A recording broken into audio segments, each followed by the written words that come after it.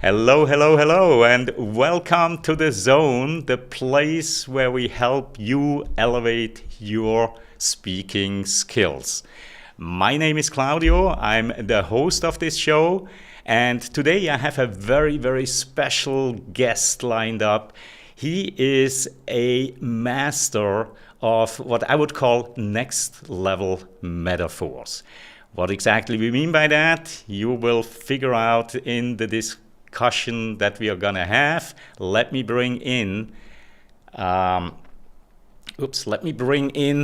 Andy Churchill. Andy, it's such a great pleasure having you here today. How are you? I'm awesome. I'm so looking forward to today. I gotta tell you, It so we're in the zone, right? we And if you're are. ever hosting and you want to help people get in the zone, look at the intro that Claudio wrote for me. And I've shared it with like half a dozen people. I shared it with my daughter this morning, who's 10, and she was Wow. like, ah, she was like, and That's it's just, Daddy. it makes a difference, right? It makes a It does. difference. It does. You want to help a Uh, speaker get in the zone, make them feel good before they start. And you made that's me feel exactly it. great coming on the show. I love it and appreciate that you appreciate it, right? Because we are both pros and we know presentations, they start long before you take the microphone, right? It really starts at the introduction and how welcome can you make your guest feel and how welcome can you make your viewers feel on the other side of the line. So let's quickly say hello to a couple of people that already are posting comments. We have Said, the facilitator from Germany. Said, it's a great pleasure having you here. I We have say, Martin Sones. Martin, we are very, very happy having you here, and it will be a fun ride here with Andy Churchill. We have Nathan Gold. Nathan, always great having you here. Thanks so much for making the time. Christine, appreciate you as well. And Anthony Nassar from San Francisco. And currently at the last one here on my list is Yash from India. Yash, it's so great to see you here almost every week. Absolute fabulous. So, that's Andy, incredible. So if anyone knows someone from Australia, shoot them a quick invite, because then we can get everywhere. I've We tried need many, someone many from Australia and times. someone from Africa. I've tried many, many times, but unfortunately in Australia right now it's about 2 a.m., right? And yeah, we know how that is. We know how that is. Andy, it's such a pleasure. And again, when we were talking earlier, we said, let's talk about metaphors as a focal point, not just metaphors. And we have a couple more people here before we really, really dive in. We have Debbie Kruschik from Durango, Colorado. We have Patrick Strebel. Can't wait to learn. Can't wait to see your comments, Patrick. And the facilitator, Said, says that he has already witnessed Andy pitching a dozen times. And you probably will agree, Said, right? Every time is a real, real pleasure watching him. I saw Andy the first time on Martin Barnes' Pitch Club. And you were preparing, you were practicing a 3-minute pitch, and you absolutely captivated me from the beginning on because you did something that so many people nowadays don't do anymore. And we'll get to that in just a moment. But before we I was gonna do, ask. I was gonna ask, what was it? we'll get to it, we'll get to it. Andy, it's we have time. We have another 40 minutes here on the clock, so lots of time. And what I would like to do is to start it off like we did last week with a little trivia for our audience. So if our audience is ready, here comes the first question. And those that know Andy might have an easy time. For the other ones, this one here is pretty much a guessing game. What unique features does Andy Churchill emphasize for online presentations? Is it A, screen sharing, B, virtual backgrounds, C, PowerPoint slides, or D, whiteboard use? So if you have joined us here live, type into the comment A, B, C, or D. And again, those who know Andy have a much, much easier time than if you are currently just guessing, of course. Let's see what we get. I wrote a little clue on the whiteboard. And your clue seems to have somehow really sent the correct signal here. Andy, D. I don't know if you can read it. It says, let me think about this one. D. And then everybody caught on to that. Marco, it's a nice having you here as well. So it is D. D, whiteboard use. We have to have that thing, we have to have that thing. So let me ask you, Andy, how did you develop such a passion for whiteboards? So I've always thought on whiteboards, right? So this is where I do my work. If I showed you my office, you'd see I actually have 5 whiteboards in my office, 4 of them on the wall and 1 of them that I can move around and put on a table. So for me, it's a very natural space to think and process information. So that's a piece of it. The other piece of it is when we went into the online world, as soon as you screen share, like I love PowerPoint. I'm a huge fan of PowerPoint done well. But the challenge online is when you screen share in PowerPoint, you become this little itty bitty person in the corner and you disappear from the room essentially. So whiteboarding online was my original response to, okay, I don't want to disappear when we're online. Yes. Now, how did your audiences react when you started whiteboarding? Because you did that, again, at the time when everybody was disappearing into the corner while they are screen sharing. Did you get comments from your audience about them appreciating it? Yes. Yes. And what I got, which was so interesting, so I teach these online classes. I teach online workshops, right? Yeah. And class as well. But I don't teach a class online anymore. And a lot of my workshops I now do in person, but I also do workshops online. And what I got was nobody dropping off. Nobody ever drops off.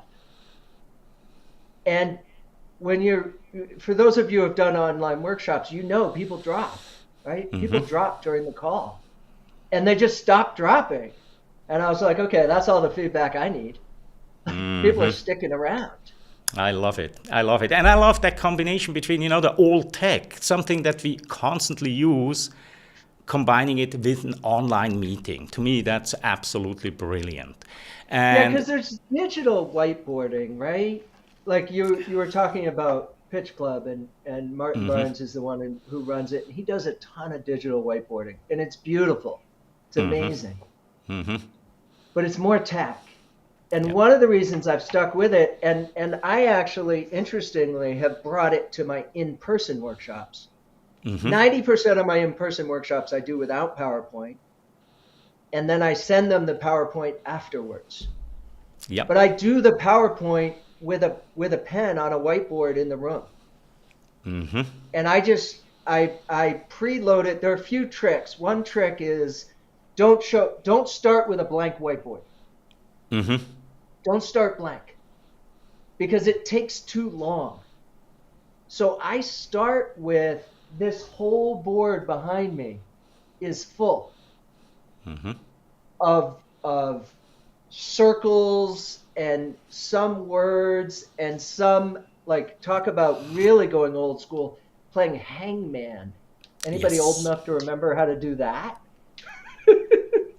So I have these words that like will be partially written, and I'm not great, like I'm not an artist. My Mm-hmm. handwriting's terrible and I squish around and stuff looks like it takes me a couple times to get it right. And what this allows me to do is do that work before it starts. And I do it in person too. I'll show up half an hour before a workshop, and the boards will be full. And then people will walk in. They won't make any sense. But what it means is people want to know. It's a little bit like storytelling. Like we all know this about storytelling, right? People need to hear the end of the story. Mm-hmm. Well, if you want people to pay attention to a workshop, have a whiteboard that's half full. Yes. Because people want to know at the end. And I have workshops that I often finish and I haven't filled it all out. Like there'll Yeah. be a word missing, and Yeah. I'll stop and I'll say thank you, and that's it. And someone will raise their hand for questions, and they'll be like, in the top left, you didn't do one of those words. What's the Yep. word in the top left? And Yep. I'm like, are you kidding me? Like there's one word in the I top love left it. corner that's not filled out, and they want to know the answer. Yes. Yes. And again, you were asking about feedback, like how do you know this is working? That's how you know it's working. Yes. Yes. Absolutely. Absolutely.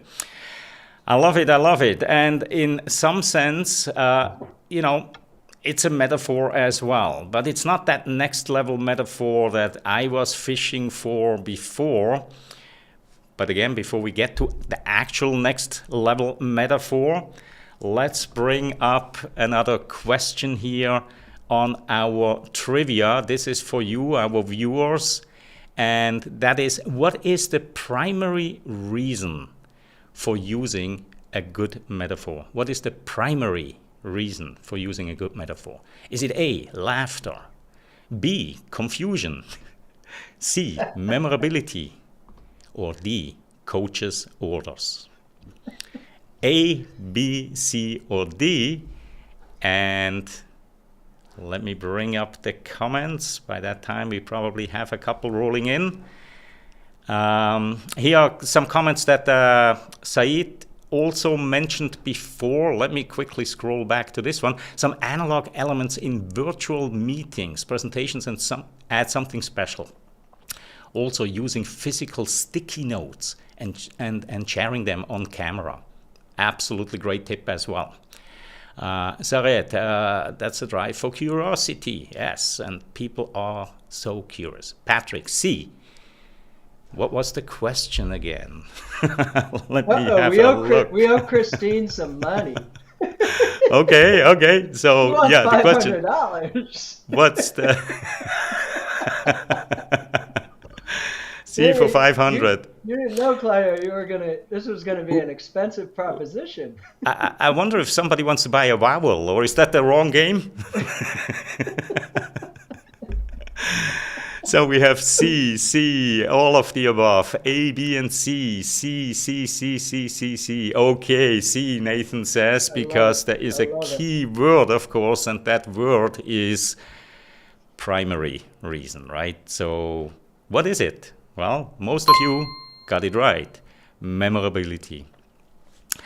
How do you create perfect metaphors, and the metaphors that really, really stick in people's minds? What do you use, and what do you suggest to your clients? How to come up with metaphors? They usually just happen organically. And they happen organically through a bit of a guided conversation Mm-hmm. of, well, what is this like? So I work with researchers. Mm-hmm. When they tell me what they're doing, I don't understand it. Yep. So my first task is to say, okay, what is this like? And I just throw stuff out there. I'm like, so it's like this. So it's like, and they're like, yeah, but not really. I'm like, so it's like that. And they're like, nah, but not really. I'm like, well, what's it like? Let's figure this out. And eventually we figure it out. Eventually we figure it out. But it Okay. comes from, I'll tell you where it comes from. It comes from the idea that you have to start where people are. If you start with something that they don't know, you've immediately alienated them. You've Hmm. immediately created a barrier. Look how smart I am. You don't know this. Now let me teach you. Hmm. Nobody likes not being as smart as the person they're listening to, or the person, like, nobody likes feeling dumb, right? Yeah. Yeah. If we start in metaphor, we can start with something that people understand, Hmm. and then we can build to what we want them to know. Yes, and that really is the purpose of the metaphor, right? Is to explain it in terms that they already know. I think this is one of the absolute keys. Now, in all of your work with clients, is there one metaphor that you worked with the client that you still remember, that is so memorable that you say, I just never forget this metaphor? Um, Hundreds. I'll tell you the most memorable one. The most memorable one is the one that's broken because it doesn't actually work, and it's Hmm. for something called it's for something called a solid state fuel. Okay. And a solid state fuel is like a battery because you use it, and Hmm. then the energy disappears, but then you can not recharge it. This is why it's broken. It's not a recharging process. It's a state shifting process. You Hmm. can re-energize it. You can change it into another state, and then you can use it again. So it's like a battery, Hmm. but it's not. It's not. it's it's not an electrical process. Okay. It's actually burning. So it is a fuel in that it's like a piece of wood Hmm. or oil, and you actually burn it. There's a flame and there's Yep. heat. Yep. But it's not at all like wood because when you burn it, it doesn't disappear. It doesn't go into the atmosphere. It shape shifts. If you're Hmm. doing it, some of the metals, it's akin to a process. It oxidizes, so it's like rusting. So it's like a high speed rusting process that produces fuel, and then you take the rust and you can reconstitute it into the original material. So I've never cracked this one because I it's not like anything else. right, and this is what I like, right? It's like this, but it isn't. And if that doesn't get the audience to lean forward and go, what?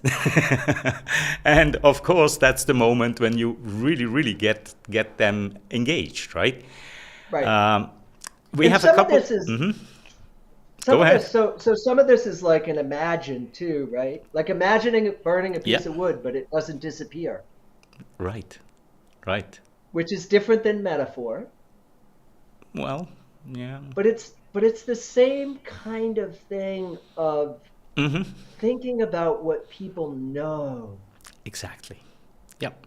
and Yep. working from there. Yep. Yep. Hmm. Love it. Love it. We do have a couple more viewers joining us. We have Nadia. Nadia, it's such a great, great pleasure seeing you. And here is again the power of your visual demonstrations, your props. Exactly. We'll get to that in very, very short time. Here's a metaphor for metaphors from the facilitator. A metaphor is the paintbrush of language. Whoa, I love it. I absolutely love it, Saeed. You definitely got the prize for the If best if metaphor this today. if this were a mic, Drop it. there we You go. And I also want to very quickly welcome Tracy. Tracy, it's such a pleasure to have you here as well.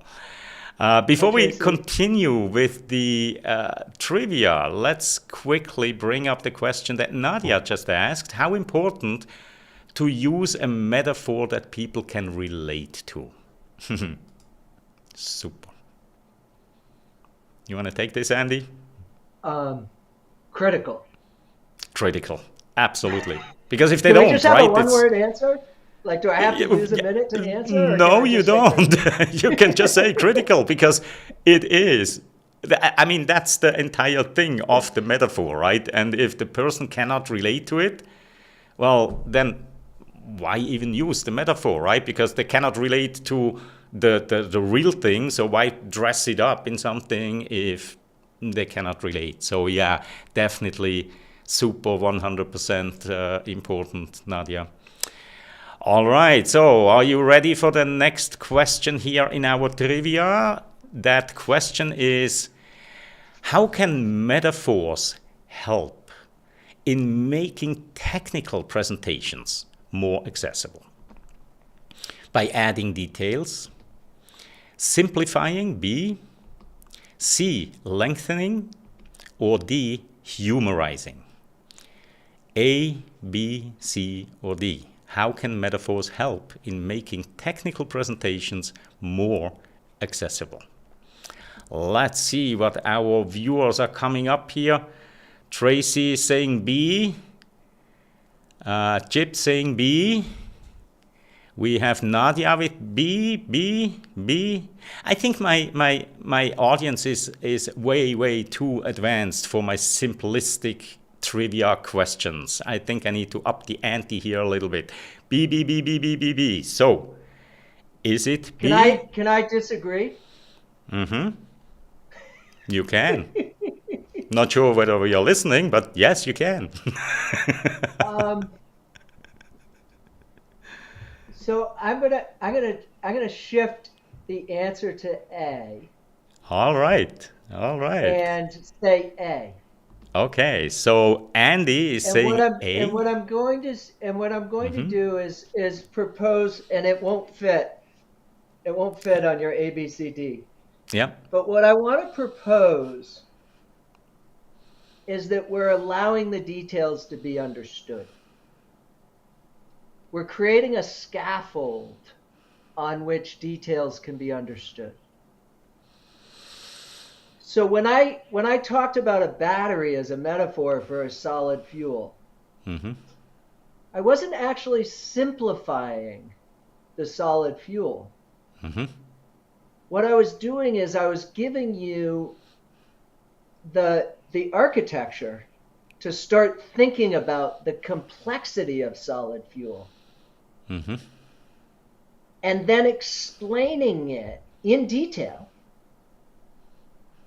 on that architecture that you already know.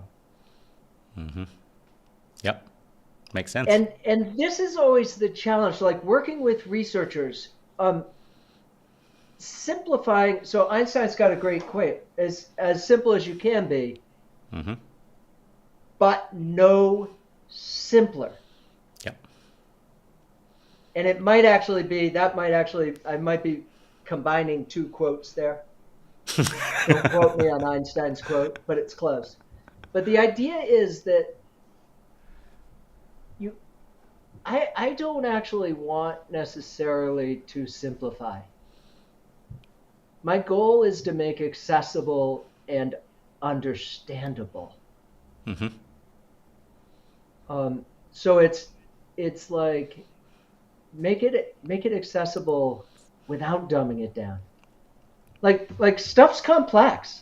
So it's okay to embrace the complexity. Yes, get rid of some of the noise. Get rid of the noise that doesn't matter. And I ask that a lot. Like, do people really need to know this? Well, I guess not. Well, let's get rid of it. Because there is a very, very real thing. Like, you know this, right? There's a cognitive capacity And once your audience hits their cognitive capacity, Yes. Yes. They're checking out. They're bye checking bye. out. Yep. They're checking out. Yep. I love the comment that Tracy made here, and I'm glad it covers all the other A, B, C, and D's here. Isn't it about bringing the concept to life in a more relatable way? So making it more relatable. And I absolutely think so as well. Absolutely. So you say A. Our audience mostly says B. I'm only just trying to be a little bit of a pain. And I love it. I love it because number one, it actually shows that I should have multiple things coming up in yellow, right? When the thing comes up, have more than one come up, or be more careful with the questions that I ask. No, But for me, I mean, it's your answer's right though. It is about. well, you don't know which one I chose, right? Well, the simplifying's right, right? It's Exactly. simplifying. It's making it accessible. Yep. Oh, I didn't realize you hadn't done it yet. All good, all good, all good. Now they know I got the answers ahead of time. Shoot. No problem at all. And I love Nadia's comment here that simplifying is harder than people think.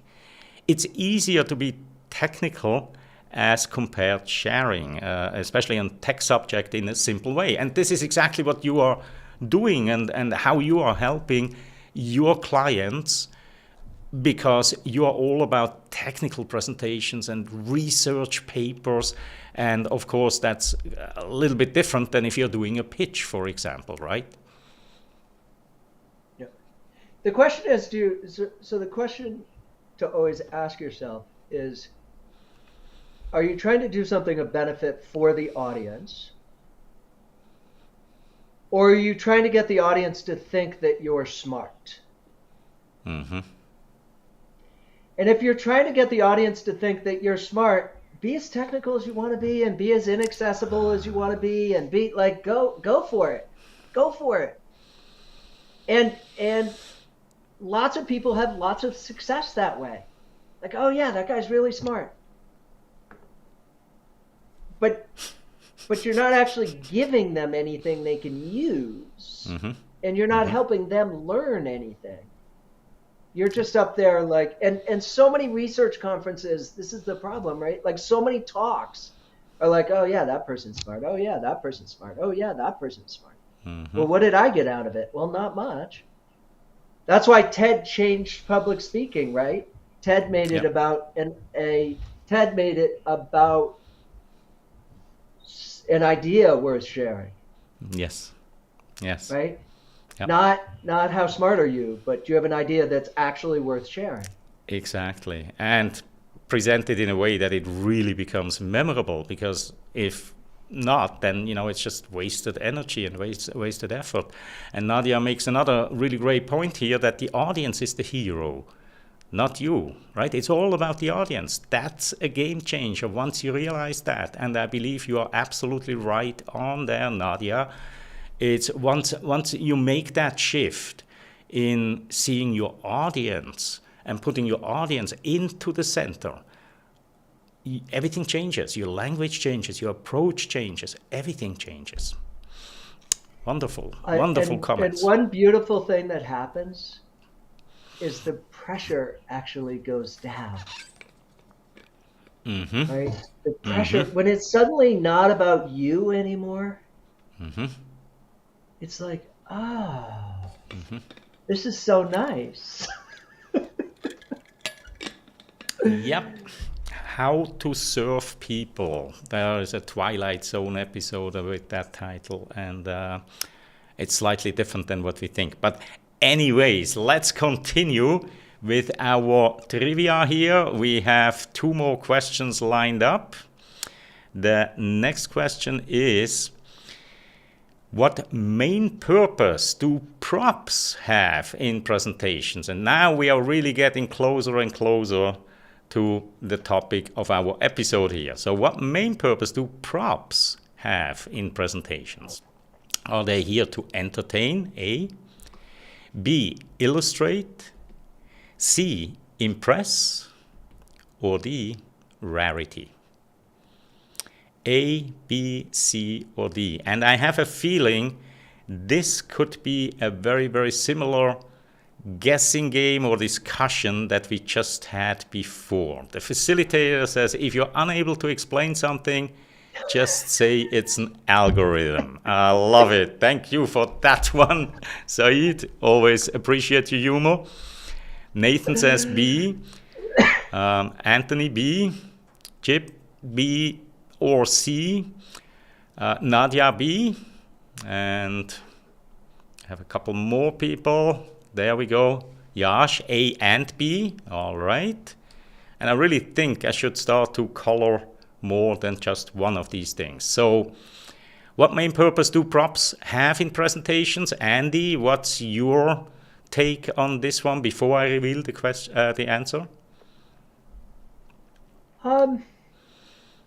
I think B, and I think that D has a D is an important one to think about because it brings up one that's not here, which is about memory. Yes. Yes. And they're really memorable. They're Yep. really memorable. Like Yep. a couple of people have already mentioned this, right? Exactly. Yep. And in your head, you can see it. Yep. You can. It creates an imprint that nothing else does the same way. Like slides, we all see so many slides. Like it's almost impossible to imprint a slide. I mean, there are a few images every once in a while that do. Yep. And they change everything. Yep. But it's rare. Absolutely. We have a couple more answers here, and they are typically also on B. So I just clicked the wrong button, but yes, B, illustrate. However, the other ones are kind of like, there are also purposes behind using props. And Nadia mentioned these Lego blocks behind you. When I saw you the first time, you were doing a presentation, a very, very short 2-3 minute pitch using these Lego blocks. And what came to my mind was Hans Rosling. He was a master of props. Some of you may have seen his TED Talk where he's using, little toy cars and airplanes and Legos to make his point, right? And when I saw Andy with these Lego blocks, it's like, whoa, it's the reincarnation of Hans Rosling here.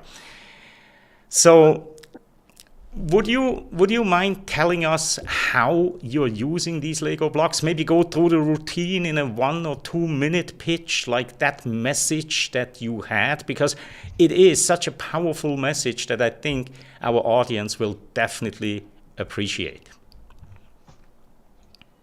So your journal article is like this jar of Legos. It's got a background and methodology, a results, and a discussion. And typically when people try and do a presentation, they try and give as much of this to the audience as possible, as much as possible. But the problem is, this is more like the size of your audience's brain during your presentation, their ability to like process something and retain it. And so this is what happens.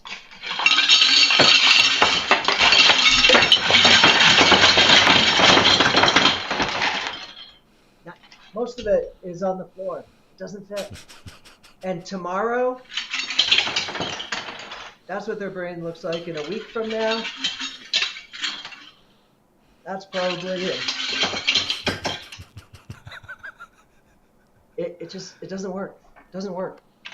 You can't try and fit that much information. And instead what you need to do is you need to grab some critical pieces and build something, build a story. The point is not to give as much information as possible.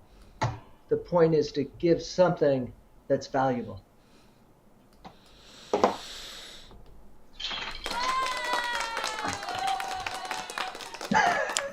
Powerful. Powerful, powerful, powerful. Nadia says memorable for sure. And Nathan, I know Nathan so well. I know he was just blown away somehow because he loves it as well. And within less than a minute, you made such a important, profound point that if you would just explain it with words, I would not remember it tomorrow probably. But the way that you did it right now, so Nathan's mind is blown. In that case, we do have a little mind blown thingy here. Is absolutely ingenious the way that you do it. And again, few words, and you get the point into our brain, but you get the point into our brain in a way that it will be there still tomorrow. And anybody who is watching us right now and just saw this, I am 100% convinced that also you will from now on see Andy Churchill as the man of props, the master of props, right? And this is, when we talked about it, I said, what are these props? And ultimately, we said, they're really a metaphor, but they're next level metaphor, right? And so this is what we have been discussing here all along. If you're just joining us, is how to use metaphors to be more effective in your speech. Absolutely brilliant, Andy. I love it. Thank you. What other? I want to add two things to the prop conversation. Yeah. Most people think it needs to be physical, so they're trying to find something, and that's great. It's great to try and find something, but it doesn't need to be. So the other conversation I have with people about their journal article is your journal article is like a filing cabinet, right? And people open the top drawer, the background, the second drawer method, the third drawer results, and the bottom discussion. But here's the thing. When they go and read your journal article, they read the abstract, so they find the right filing cabinet, and they never open the background first. They never do.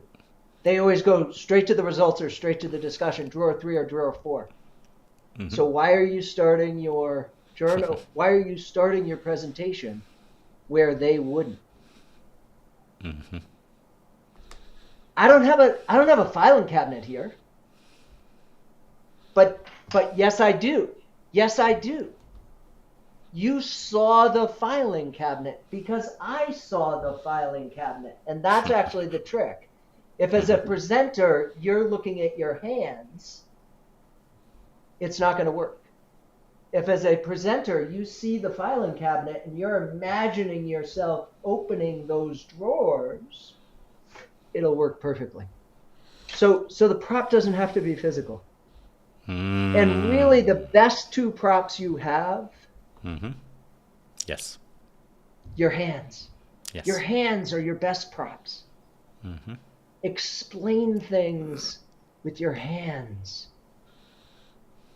You don't always need to look at a PowerPoint and explain the PowerPoint. Use your hands. Then you're facing the audience. And then the audience is with you, and you're doing it together. Try it. Yes, and I am absolutely sure our audience right now really knows why I chose that title of Next Level Metaphors and why I consider you such a pro when it comes to these metaphors. Now, Andy, we only have about 5 minutes left on our clock here. So let's get to the last trivia question. And that last trivia question is, how long did Andy's transition from a part-time workshop presenter to a full-time coach take? How long did his transition take from being a workshop presenter to a full-time coach? Was it 2 years, 2 months, C, 5 years, or D, 7 years? How long do you think Andy took for that transition? A, B, C, or D? And now people are Googling, they are going and checking your website, and the facilitator, of course, thinks it Overnight. was overnight, just like that. Okay, so we have the facilitator with overnight. B, 2 months. C, 5 years. Any other guesses? Or yeah, here we go. Given both previous answers were B, I will go with B. Okay. Yash thinks it's B as well. Any other guesses? Any other answers? Nathan goes with B. All right. So, Andy, are you fast? Are you slow? There you go. It was 5 years. 5 years. You know, some people would say, wow, that's a long progression. However, if I look at what you do and how you do it, there must have been some kind of a reason why you gradually moved over there.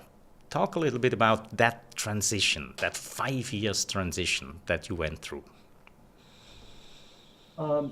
It's really hard.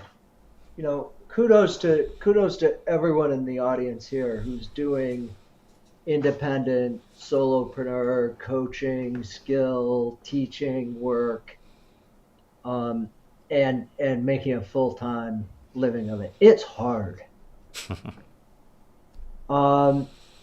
And I was fortunate or unfortunate. You know, some people say the easiest thing to do is not have a safety net. I was fortunate in that I worked at McGill and I could develop at McGill and take it beyond. I worked at McGill, but I work at McGill in a capacity where I own what I do, not McGill, because I'm independently contracted. And that allows me to develop, and it takes time. I also think it's, you know, I say 5 years. I worked for 5 years before that, becoming a competent, skilled workshop person at McGill, teaching this, transitioning from teaching writing to the presentation space, because they're very different. They're very different. I used to teach writing. So it's really a 10-year timeline in some ways. And it takes time to, there's no, you know, Gladwell has the 10,000 hour thing, right? Like, I don't know if 10,000 hours is right, but it sure feels right. It sure feels about right. It takes time. Absolutely. Andy, we have 1 more minute on the clock, and usually I go with a deeply, deeply personal question, but I love what Nadia just put into the comments here. What's your take on get-rich-quick schemes that we see a lot around here, around the new year, Andy? What's your take on get-rich-quick schemes? I love it. I mean, bless you if you can find one that works. Brevity is absolute key here. Hey, Andy, we've had some fun. Thank you very much. Time flies, and we are already at the end of our program here. If you enjoyed this, please subscribe. Join us. We are here every week on Thursday, same time. And bring friends, because this show now really lives off the audience. It lives because of you, and we do this for you, and the more the merrier. So bring your friends, let others know, hey, there's something going on Thursdays. Join. And this with has that, been great. Thank you so much for having me. I appreciate you. I absolutely appreciate you, Andy. Thank you so much. Really, seriously, it's been a great pleasure in the preparation of this and today as well. I thank all of the viewers that joined us live and, of course, everybody that is watching this on replay. And with that, I wish you all a wonderful morning, afternoon, evening, wherever you are in the world. And we shall see each other again next week. Have fun. Bye-bye.